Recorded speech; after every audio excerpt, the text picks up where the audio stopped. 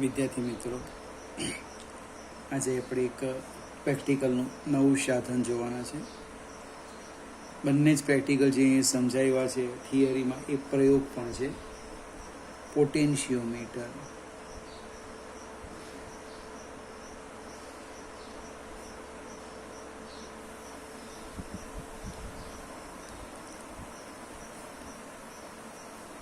પોટેન્શિયોમીટરમાં રચના કેવી છે તે જોઈએ. મારી પાસે એક લાંબો તાર છે, આ રીતના વિચાર્યા.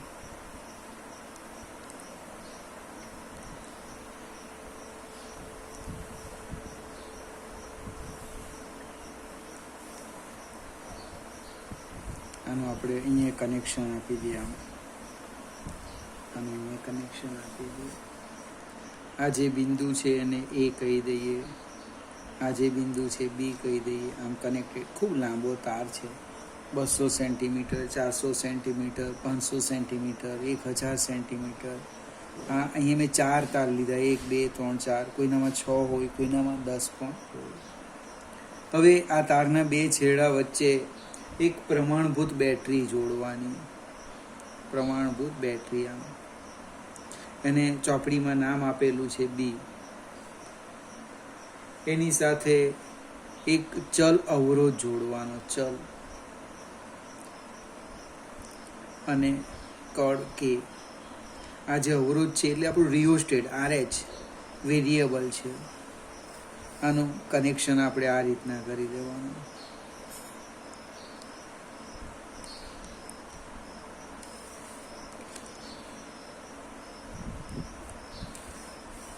પોટેન્શિયોમીટર શું છે તો કે એક લાંબો તાર છે.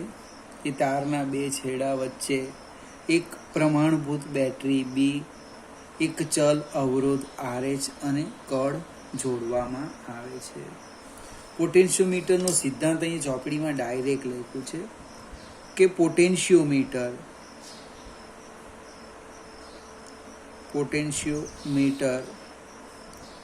તાર પર કોઈ પણ બે બિંદુ વચ્ચે, આ આપણે યાદ રાખવાનું છે, કોઈ પણ બે બિંદુ વચ્ચે પોટેન્શિયલ ડિફરન્સ એટલે કે વિદ્યુત સ્થિતિમાનનો તફાવત એ તે બે બિંદુ વચ્ચેના અંતરના સમપ્રમાણમાં, તે બે બિંદુ વચ્ચેના તારની લંબાઈના સમપ્રમાણમાં. આ એનો સિદ્ધાંત છે. આપણી બુકમાં એની સાબિતી આપી નથી. જો તમને સાબિતી જોઈતી હોય તો જૂના કોર્સમાં છે. તો આપણે આટલું ઇનફ છે. કોઈ પણ બે બિંદુ વચ્ચેનો વિદ્યુત સ્થિતિમાંનો તફાવત એ તે બે બિંદુ વચ્ચેના અંતરના સમપ્રમાણમાં. હવે આનો ઉપયોગ આપણે શામાં કરવાના? તો પહેલો આપણે એક જ ફિગરમાં લઈ લઈએ. EMFની સરખામણીમાં, હું એ બાજુમાં લખું છું, બે વિદ્યુત કોષોના વિદ્યુત ચાલક બળની સરખામણી. આ આપણો પ્રેક્ટિકલ છે. હવે જે બે વિદ્યુત કોષોની સરખામણી કરવાના તેના આપણે અહીંયા લઈ લઈએ. આ રીતના જોજો, ફિગર હું સમજાવું. આ એક વિદ્યુત કોષ છે, આ એક બીજો વિદ્યુત કોષ છે. બંને વિદ્યુત કોષોના ધન ધ્રુવ એ પાસે જોડવાના. એ કોને કહેવાય? જ્યાં પ્રમાણભૂત બેટરીનો ધન ધ્રુવ જોડાય તેને આપણે એ કહેવાના. ત્યાર પછી સેજ આગળ જઈએ. અહીં એક નવી કળ છે, આ રીતના. આને બિંદુ 1 કેવ, અને 2 કેવ, અને 3 કેવ. અહીંયાથી આપણે એક સીધું ગેલ્વેનોમીટર લેવાના. ગેલ્વેનોમીટરથી જોકી લેવાના. એટલે આપણો હવે હેડિંગ બદલી કાઢીએ. પોટેન્શિયોમીટરની જગ્યાએ લખીએ બે વિદ્યુત કોષોના EMFનો ગુણોત્તર. અને EMFનો ગુણોત્તર અથવા તો સરખામણી. હવે 1 અને 3 વચ્ચે, અને આપણે આનું EMF લઈ લઈએ ε1, આનું EMF લઈએ ε2. એનો આંતરિક અવરોધ હશે પણ આપણે જરૂર નથી.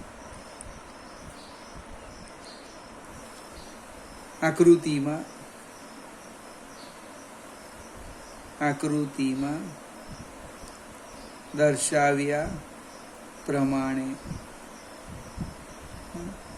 1-3 વચ્ચે કળને મૂકતા ε1 કોષ જોડાય છે. જોકીને એટલે એ કી છે, જોકી કીને તાર પર એમ સરકાવવાની. આપણે પ્રેક્ટિકલ આ જ પ્રકારની આવે, આમ મૂકીને ફેરવવાનું છે. આમ જોકીને તાર પર સરકાવતા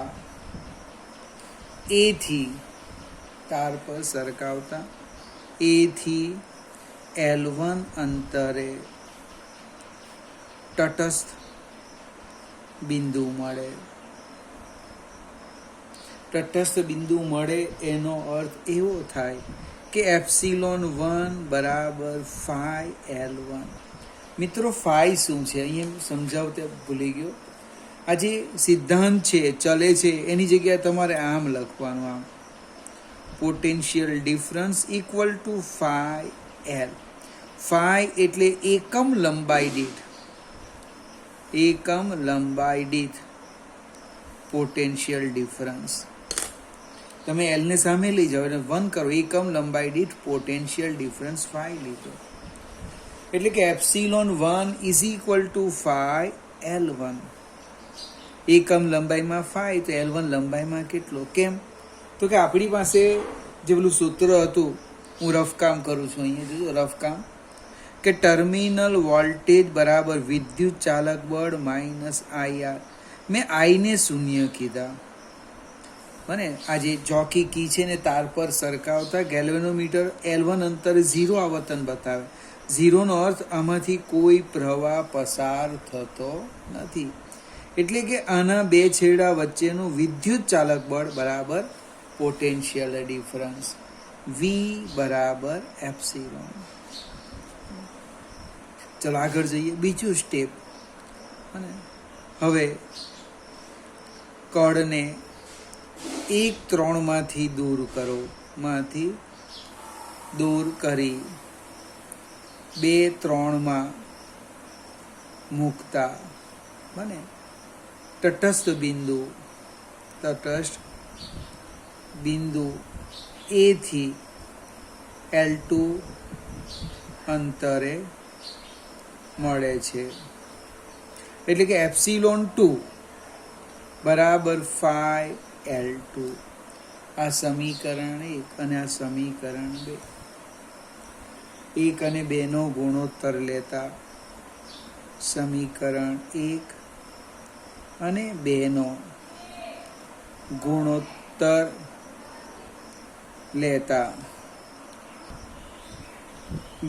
લઈએ એટલે શું થવાનું? ε1/ε2 is equal to phi L1/phi L2.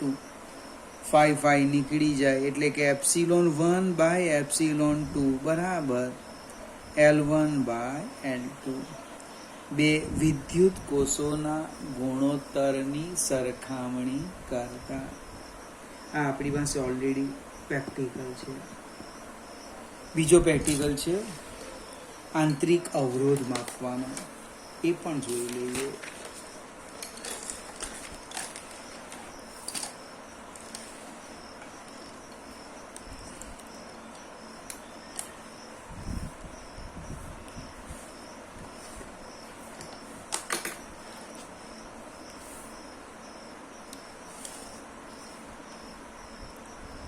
વિદ્યુત કોષનો આંતરિક અવરોધ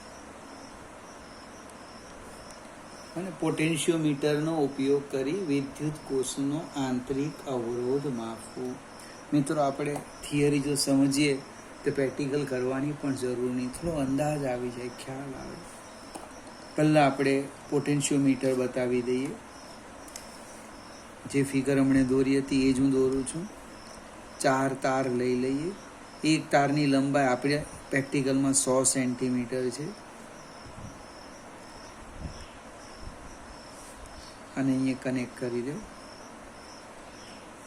આમ આનું નામ આપણે એ આપવાના, અહીંયા બી આપવાના. એટલે અહીંયા એક પ્રમાણભૂત બેટરી, કળ અને ચલ અવરોધ, આ આપણી ફિગર થવાની. યાદ રાખવાની ટેકનિક પણ બહુ સરસ છે, હું બતાવું. આ પ્રમાણભૂત બેટરી બી, અહીંયા આપણે કળ મૂકી દીધી કે, અને ચલ અવરોધ રિયોસ્ટેટ RH. બકરી જેટલા પણ પરિપથ આવે એ દરેક પરિપથમાં આ 3 ઘટક આવે. બકરી એટલે બેટરી, કળ, રિયોસ્ટેટ. હવે જે કોષનો આંતરિક અવરોધ માપવાના, તે કોષનો ધન ધ્રુવ એ પાસે જોડો. આમ આ રીતે આ એનો આંતરિક અવરોધ છે, સ્મોલ r. એ મને ખબર નથી, મારે માપવાનો છે. હવે આ જે વિદ્યુત કોષ છે એને સમાંતર એક અવરોધ પેટી મૂકી દેવું, રેઝિસ્ટન્સ બોક્સ, RB લખવાનું. એની સાથે એક કળ જોડો. હવે આ જે કળ છે એનું નામ આપવાનું K1, તો અહીંયા લખવાના K2. આ કળ K2 કોને સમાંતર?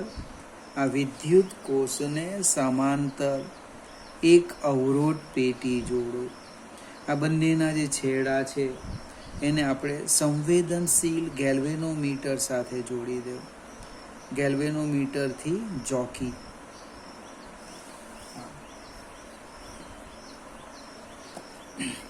હવે 2 ભાગ છે, આપણે પહેલા શરૂઆત કરીએ. કોષનો આંતરિક અવરોધ માપવાનો પરિપથ, બને પોટેન્શિયો મીટરની મદદથી વિદ્યુત કોષનો આંતરિક અવરોધ માપવાનો પરિપથ આકૃતિમાં દર્શાવ્યો છે. હવે 2 પદ્ધતિ છે, એક K2 ખુલ્લી હોય અને એક K2 બંધ હોય. આપણે જો સામસામે લખીશું, K2 એટલે કઈ કળ? આ કળ. એટલે પહેલો મુદ્દો લખી દેમ, K2 ખુલ્લી હોય, K2 ખુલ્લી હોય. હવે K2 ખુલ્લી હોય ત્યારે આપણને તટસ્થ બિંદુ બને તાર પર A થી L અંતરે, અથવા તો આપણે L1 અંતરે લખો, તટસ્થ બિંદુ મળે છે. ફરીથી તાર પર A થી L1 અંતરે તટસ્થ બિંદુ મળે. હવે તટસ્થ બિંદુ મળે એટલે સમજવા પ્રયત્ન કરો કે અહીંયા L1 અંતર આવ્યું હશે, અહીંથી માપતા માપતા તો ગેલ્વેનોમીટર 0 આવર્તન બતાવે.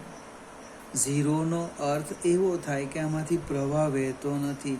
એટલે કે આ જે કોષ છે એનું વિદ્યુત ચાલક બળ બરાબર આ 2 બિંદુ વચ્ચેનો પોટેન્શિયલ ડિફરન્સ, V બરાબર એપ્સિલોન.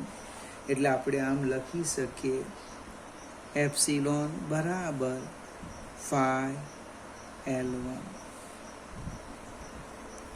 એક સ્ટેપ આપણે આગળ વધીએ. હવે K2 બંધ કરી દઈએ ત્યારે શું થાય?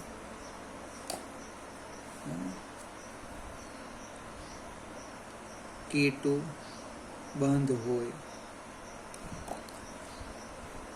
હવે K2 બંધ હોય તો આપણને તટસ્થ બિંદુ L2 અંતરે મળશે. પણ તમે બંધ કરો એટલે અવરોધ પેટીમાંથી પ્રવાહ પસાર થવાનો. પ્રવાહ એ આમ જશે, આમ. કેટલો પ્રવાહ? આમ જવાનો. તો આપણે લખીએ K2 બંધ હોય ત્યારે તાર પર તટસ્થ બિંદુ, K2 બંધ હોય ત્યારે તાર પર તટસ્થ બિંદુ A થી L2 અંતરે મળે. હવે A થી L2 અંતરે મળે એનો અર્થ એવો થાય કે પોટેન્શિયલ ડિફરન્સ, હવે એપ્સિલોન નહીં લખાય, હવે શું લખાય? Terminal voltage. Terminal voltage V બરાબર 5L2. ફરીથી આ શબ્દ સમજવા પ્રયત્ન કરીએ. સાઈડ પર રફ કામ કરું. આપણી પાસે સૂત્ર આવું છે,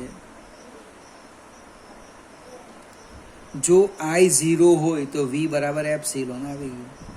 હવે K2 જ્યારે બંધ કરું છું ત્યારે I is not equal to 0. એનો અર્થ આ જે મળવાનું એ ટર્મિનલ વોલ્ટેજ મળવાનો. કેમ? તો કે અવરોધ પેટીમાં, જો અવરોધ પેટીમાં અવરોધ હું લખી દેમ છું, કેટલો છે? તો કે R. અવરોધ પેટીમાં અવરોધ R. અને કેટલો પ્રવાહ પસાર થાય? I પ્રવાહ પસાર થાય. તો પ્રવાહ પસાર થતો એટલે એપ્સિલોન નહીં આવે, V આવે. આપણે ગુણોત્તર લઈએ. સમીકરણ 1 અને 2 નો ગુણોત્તર જો. સમીકરણ 1 અને 2 નો ગુણોત્તર કેટલો થવાનો? એપ્સિલોન બાય V બરાબર L1 by L2. Epsilon by V બરાબર L1 બાય L2. હવે આ જે બંધ પરિપથ છે, બંધ ગાળો, બને નામ આપું P, અહીંયા નામ આપું P Q R S P. બંધ ગાળામાં લૂપનો નિયમ બને. હું લખું છું P Q, અહીંયા અવરોધ આપણો R છે, લૂપનો નિયમ લખું. શું થાય છે? બંધ ગાળામાં, બંધ ગાળો નામ લખવું પડશે ને, P Q R S P માં લૂપનો નિયમ. બંધ ગાળો P Q R S P માં લૂપનો નિયમ. હવે P થી Q સમસ્થિતિમાન, કોઈ ફેરફાર નહીં. Q થી R, અવરોધ R માંથી પ્રવાહની દિશામાં જઈએ, ઘટાડો થાય, -IR. આ સમસ્થિતિમાન R થી S, પ્રવાહની દિશામાં જઈએ, -IR. અને કોષમાં આપણે જવાના ઋણથી ધન, એટલે પ્લસ એપ્સિલોન ઇક્વલ ટુ 0. કેટલાક મિત્ર આ સમીકરણ ગોખે આવું, એપ્સિલોન બરાબર I કૌંસમાં capital R plus small r. મિત્રો આને ગોખવાની કોઈ જરૂરિયાત નથી. આ જે બંધ ગાળો છે એમાં તમે મુસાફરી કરો, લૂપનો નિયમ લેવો, એટલે આ સમીકરણ આવી જાય. હવે આ જે અવરોધ પેટી છે એ વિદ્યુત કોષને સમાંતર, આનો અર્થ શું થાય છે?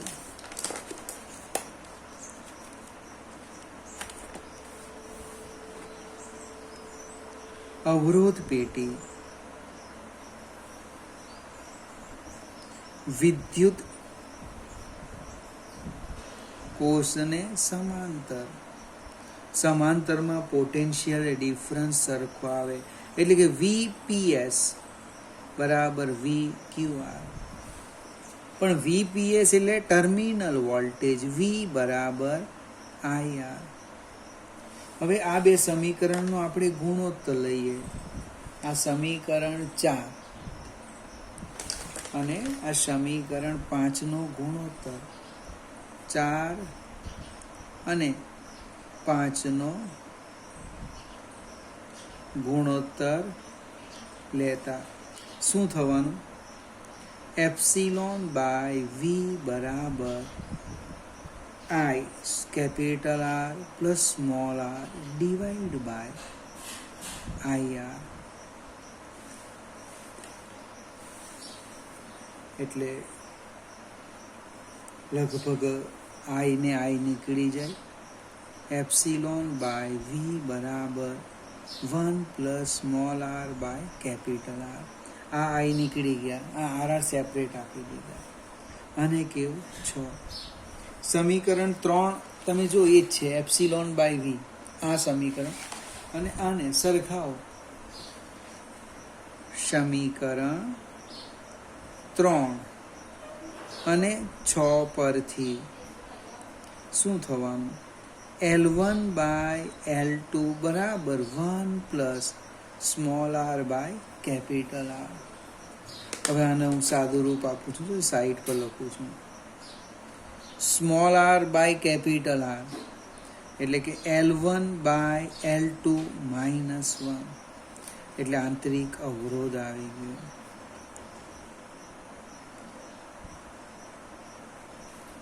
ફરીથી હવે આ ચેપ્ટરના આપણે ઓબ્જેક્ટિવ પણ ગણી શકીશું.